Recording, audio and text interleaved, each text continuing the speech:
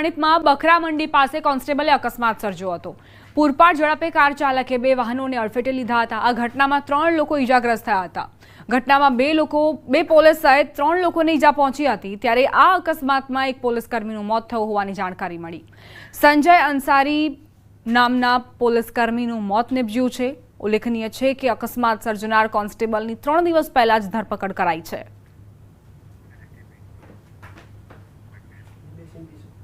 રાજકોટના જેતપુર જૂનાગઢ રોડ પર અકસ્માત આઈસર અને કાર વચ્ચે અકસ્માત સર્જાયો, જેમાં એકનું મોત નિપજ્યું। 2 વ્યક્તિ ઘાયલ થયાના સમાચાર છે। બંધ આઈસર પાછળ કાર ધડાકાભેર અથડાઈ હતી। બંને ઈજાગ્રસ્તોને સારવાર માટે જૂનાગઢ ખસેડાયા। અકસ્માતની આ ઘટનાના સીસીટીવી ફૂટેજ પણ સામે આવ્યા છે। જેતપુર તાલુકા પોલીસે સીસીટીવી ફૂટેજ કબજે કરીને તપાસ આરંભી છે।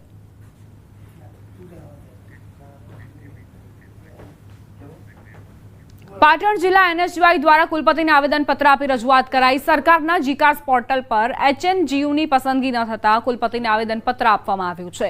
જીકાસ પર ઉત્તર ગુજરાત યુનિવર્સિટી ન મૂકવામાં આવતા વિદ્યાર્થીઓને હાલાકી પડી રહી છે। ત્યારે એનએસયુઆઈના કાર્યકરોનું કહેવું છે કે સોમવાર સુધી જીકાસ પોર્ટલ પર નહીં મૂકવામાં આવે તો તેઓ ફરીથી રજૂઆત કરશે।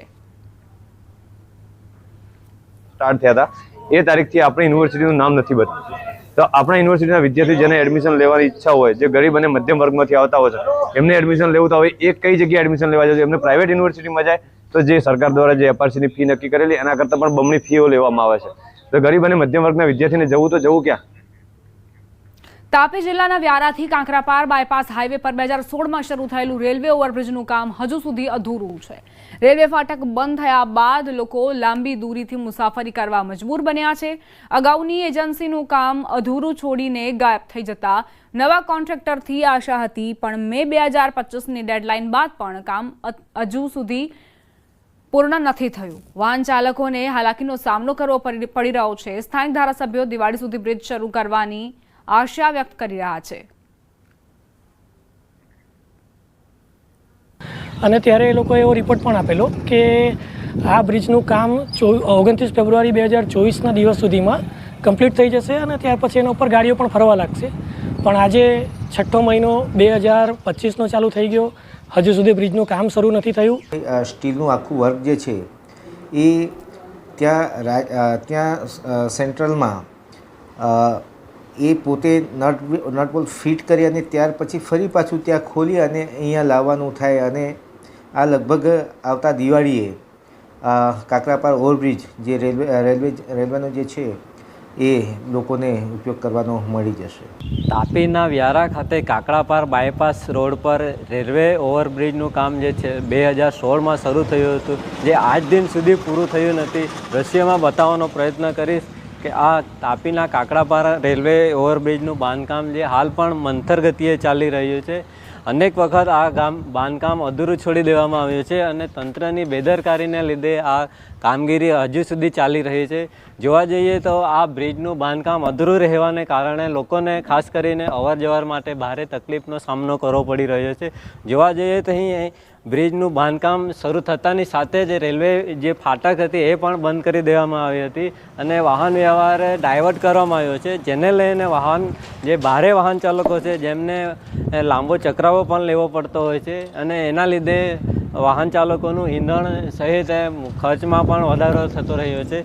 અનેક વખત લોકોની માંગણી થઈ છે કે આ બ્રિજનું કામ સત્વરે પૂરું કરવામાં આવે, છતાં પણ તંત્ર નિષ્ક્રિય રહેતા હજુ પણ આ બાંધકામ ચાલુ જ છે। ત્યારે આ રેલવે ઓવરબ્રિજ ક્યારે પૂર્ણ થશે તેને લઈને પણ અનેક સવાલો ઉઠવા પામ્યા છે।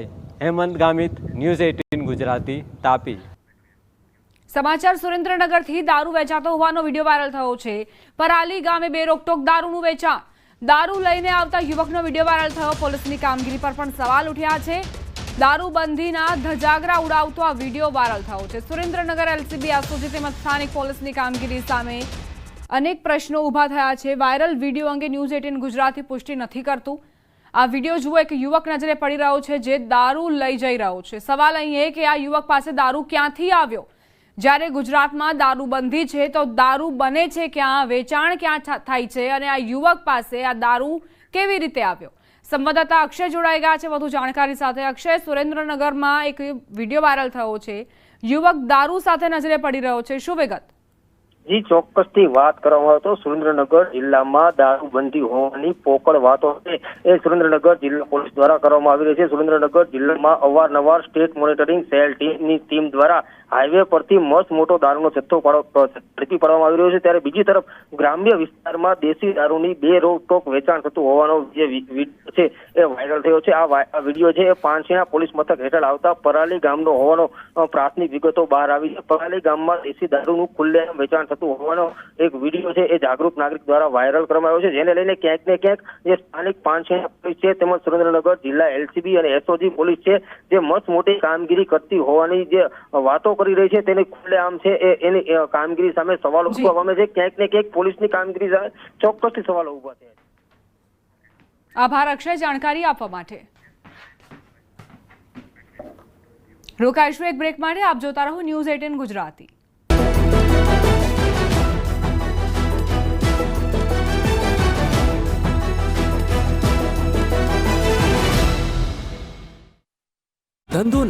નમસ્કાર, આપ જોઈ રહ્યા છો ન્યૂઝ 18 ગુજરાતી. આપણું ગુજરાત સાથે હું છું સિદ્ધાર્થ ધોળકિયા. મહત્વના સમાચારથી કરીએ શરૂઆત.